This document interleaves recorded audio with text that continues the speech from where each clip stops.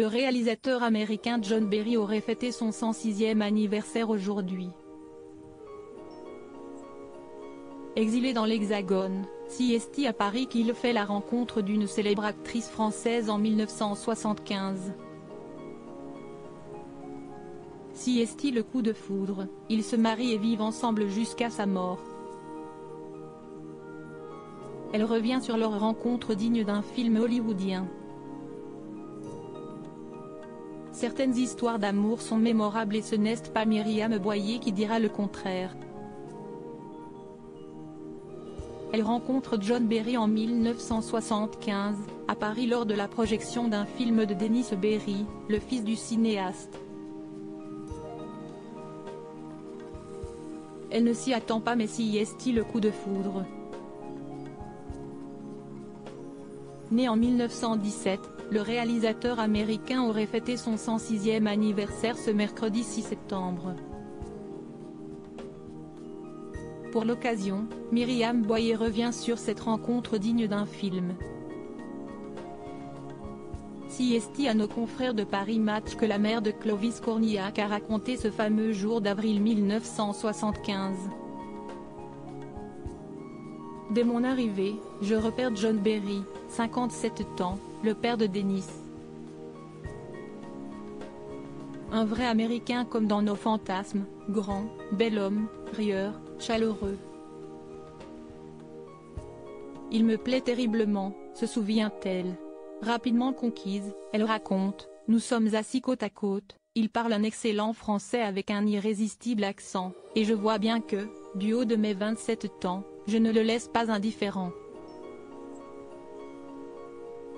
À la fin de la projection, tout le monde va dîner au restaurant. Un ami de John la raccompagne ensuite chez elle, à Belleville. L'histoire aurait pu s'arrêter là mais Myriam oublie son sac. Je le rappelle le lendemain, il me dit qu'il l'a laissé chez Denis Berry, rue du Bac, se remémore l'actrice. Elle s'y rend alors et qui lui ouvre la porte chez Denis, son père, s'exclame Myriam. Et de poursuivre, je récupère mon sac et il me propose d'aller prendre un verre.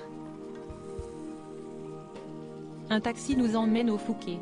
En sortant, je m'aperçois que j'ai à nouveau oublié ma petite robe dans le taxi. CST ainsi que transportés de bonne heure, Myriam et John entament une belle histoire d'amour malgré leurs différences d'âge.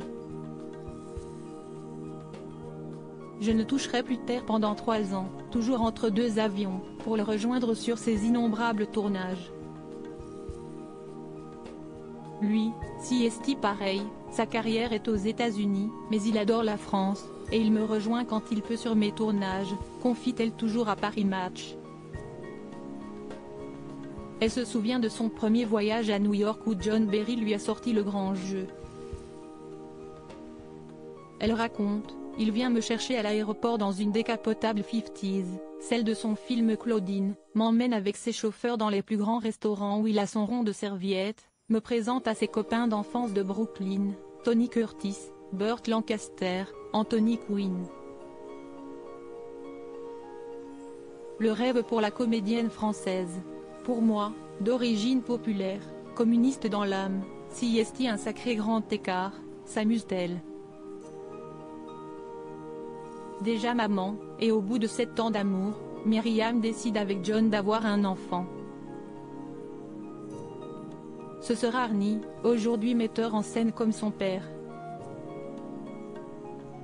John a 65 ans, il est ravi, et bien plus disponible avec lui qu'avec ses 2 autres grands-enfants, rapporte l'actrice.